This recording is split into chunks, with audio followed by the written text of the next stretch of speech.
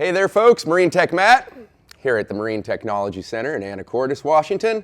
And I am here today with Mike Reese, Master Marine Surveyor and also the instructor for our new, brand spanking new, up and coming in 1 month Marine surveying program. Today we just wanted to do a little tool talk with you guys, especially focused on tools that Marine surveyors use out in the field. So I'm going to turn it over to Mike and he's going to cover some of the basics here. Great, thanks Matt. And in fact, you know, we really started out having this video planned for just course attendees, and we'll focus just on the tools that they'll need in order to attend the class. But we thought it would be fun to maybe put it out on the internet. People might get some value out of it. But what we'll talk about today, there are more tools than we'll discuss today. We're going to focus on what you need in order to take our course.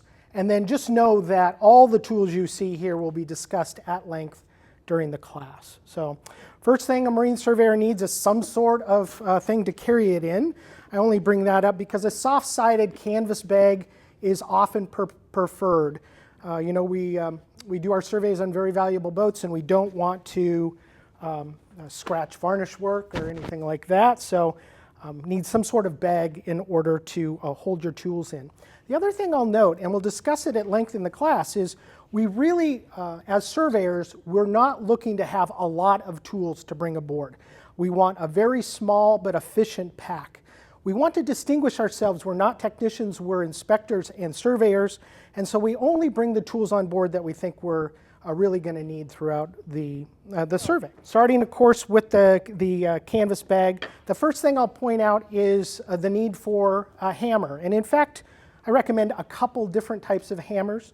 One will be some sort of soft, sometimes they call them phenolic hammers. That's technically a very specific kind of hammer, but any sort of mallet is needed. And we do that for percussion sounding. So this is the way that we look for defects and voids in hulls and superstructure, things of that sort. So some sort of a soft mallet. This happens to be Stanley brand, but there are many choices that you can make on that. One thing you'll note, though, is that they're modest in size. So this is an 8-ounce hammer. A smaller hammer we don't need a big hammer to swing. We're just tapping on the structure, looking for consistent sounds. So we're not looking for a specific frequency. We're looking for you know, kind of a consistent tone as we go. So a small hammer is less fatiguing, and recommend something like an 8-ounce hammer. I also recommend a small little ball peen hammer. Strictly speaking, this could be used for sounding as well. Oftentimes you would wrap that in some sort of tape so you're not damaging anything. But what I really would use this for is the sounding of like a propeller. Sure. So we're looking for propellers can de-alloy in certain conditions if they're not protected. That's also called dezinkification, right? Detect that with the tone of how this rings on a propeller. So a nice bright ring versus a dull thud helps us identify whether or not the propeller is in good shape. Moving on, we need ways to see around things and as well as to see things up close. I've got a nice magnifier. This one also has a little light, but that's not specifically required. With that, an inspection mirror. This one's a square, but they come in a circular form as well. They telescope, so you can look, say, under an engine pan or something like that, maybe looking for leaks. Do you ever use inspection cameras or borescopes to get into places? I do, and in fact, after an example of one is the unit there with the yellow cord. I would say that, and again, we will talk at great length about the ins and outs and the different approaches you can take as a surveyor. In many cases, I discourage using that because it could give you a false sense of security, right? So it can only see so much, the field of view is only so much. I think it's important on an as-case basis. One thing you'll notice, I don't have a lot of hand tools here, and again, that's on purpose, but I do have like a multi-bit screwdriver, and generally, of course, our class focuses on fiberglass boats, but we do see wood in bulkheads and stringers and things of that sort, and so we need some sort of a pick sometimes to test for any sort of rot or wood rot or anything like that. Another interesting tool, and this could be a simple putty knife that you can have.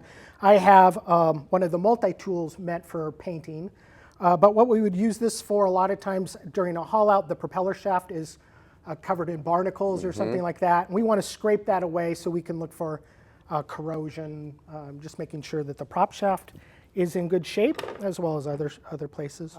We need ways to measure things, and so I've got a standard tape measure as well as a 6-inch caliper. Perfect. Caliper is used for things like if on sailboat surveys, so the diameter of rope perhaps, or rigging. We would also use that to document the diameter of a propeller shaft, things of that sort. So anything that's circular, it's really helpful. The one thing I'll say, we all probably have tape measures like this, and I certainly would recommend that you just bring whatever you have if you're in our course. But one of the things I do recommend is a tape measure with what they call a long standoff.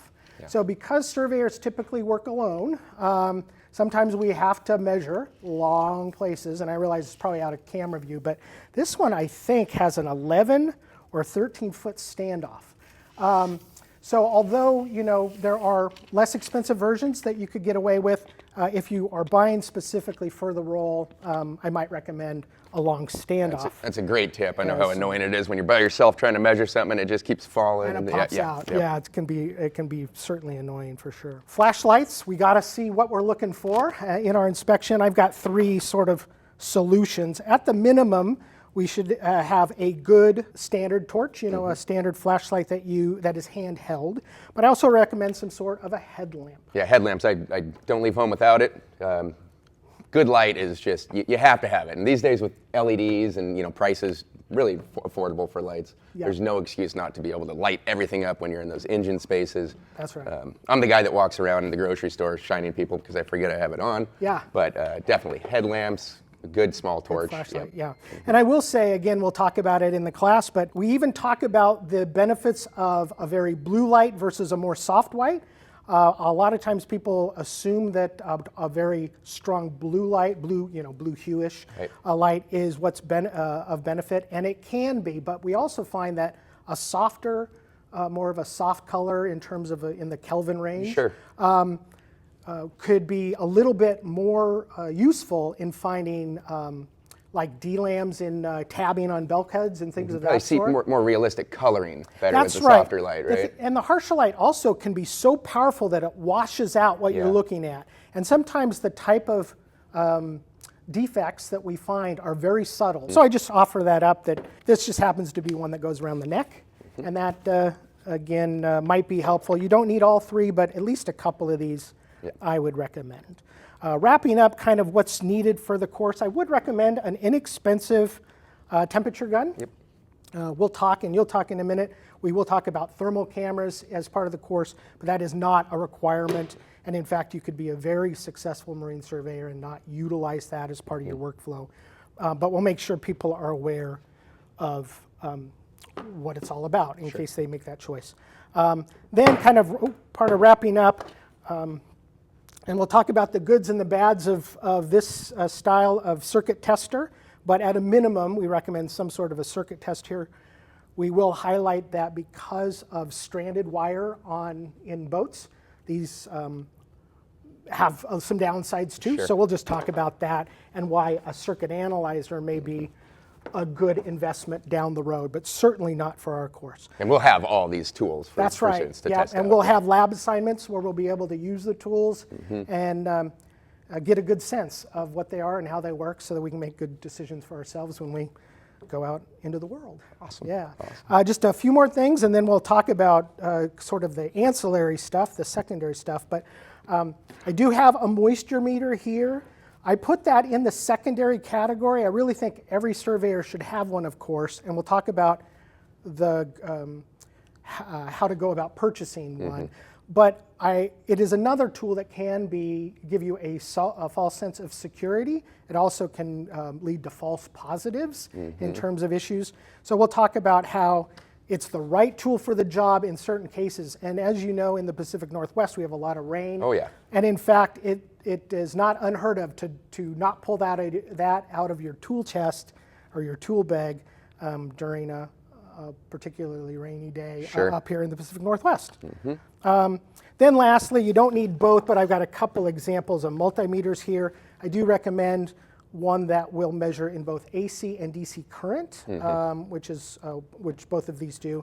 This is a 400 amp max. This one is the 976. It's a 976 and it does 1,000 amps. Oh, that's awesome. So you don't necessarily need something like that, but it might be part of your investment down the road. And then sort of wrapping up, knee pads. You know, this is a contact sport, so to speak. We need to be down in the bilges, but we need personal protective equipment and making sure that we take care of ourselves all along the way. And morning yoga and boat yoga and things That's like always that. good. Stretches, Sure. exactly. Yeah. Exactly. Aside from that, a couple other things wrapping it up that we will cover as part of the course. Yeah, like Mike said, he's actually has a tool list that he has created for the course that has really nicely broken down columns of required tools that students are expected to bring first day. But then also, as they kind of build their tool chest up, the recommended tools that really all surveyors probably should have if they're in the industry. And then in addition to that, we will talk during the course about other tools that are like kind of the awesome stuff that you could go above and beyond as you kind of collect your kit. And you see a few just sitting in front of me here. Some that we use a lot in kind of the engine world and electrical world as actual technicians. You heard Mike mention infrared cameras, and these days infrared cameras have really come down in price. There's options to put them, with your smartphone, but it is a fast way, kind of as a troubleshooter, to see things like voltage drops on circuits when we're running engines or doing sea trials, anomalies in cylinder temperatures and things like that. For surveyor, really cool and nice thing to have. Not required, but we will certainly cover the use of them. And again, their limitations and what you can expect from them. That's right. And complementary to that, in the context of survey work, will really delineate between the type of cameras you would use for things like hull scans, full defect analysis on hull scans. That's much different than what we'd use every day. So we'll talk about the limitations and the capabilities of different types of cameras. I would say, just quickly, Matt, if people want more information on thermal cameras, I gave a seminar for the American Boat and Yacht Council last spring at their SurTech conference, the Surveyor and Technicians Conference, and you can find an edited portion of that on YouTube, so just search on ABYC Summer School, and then look for the thermal camera segment, and that's me giving a presentation. Definitely worth checking out. Definitely worth checking out. What else do I have? I've got for us mechanics, we really love this one. This is a phototachometer, and honestly, this is the same model I have, the Reed. Quite affordable, and you can buy cheaper models on Amazon that work, honestly, pretty good. As far as something that will last you a long time, this is my favorite one right here. So checking things like actual engine RPM compared to what we're reading up on the tachometer, and so on, shaft speed, so on and so forth. Very, very useful. Good. Inspection camera, boroscope, absolutely. That's a kind that will link up to a smartphone. Yep. And so you can get them with a screen or the style that you see there. The other tools that you see are kind of specialty. You don't really use them every day. This is a Gauss meter, so the ability to see if you've got compasses that aren't reading correctly, things of that sort, some sort of electromagnetic interference. Cool. It's a device that can help with this. The kilowatt is a way, power use and things of that sort. It's just something we've included. We also will talk about on the far right the conductance tester. So whether or not you have a style like that, that is the Napa one, but it's based on the Midtronics platform, which is a really good quality one. And we'll talk about that. So it's a way to measure the internal resistance of batteries. You can take that approach as a surveyor. You can also look at voltage drop when you're turning over the engine. Sure, it's the old way. So there are, again, we'll balance the new with the sort of old school approach. One of the things that our class, I think, is really a benefit of our class is we allow each surveyor to be who they are, right? So if you come to it with, we'll make sure that you understand all the tools available. But if you're not necessarily technically inclined, we'll make sure that you know sort of the other ways to do it. But if you are kind of technically inclined and really want to be able to analyze certain things, we'll caution you about time management, Sure. But we'll make sure that you're aware of those tools available as well. So. Awesome. Well, this was that's- super great and helpful for me also, just kind of looking at a surveyor's toolkit. I'm, of course, not a surveyor myself, but we are really excited about this course coming up starting February 23rd. This one's February 23rd, but we hope to do it at least a couple times Yep. a year, so check the website for the schedule. Awesome. Hey, thank you guys so much for watching. Thank you. See you next time.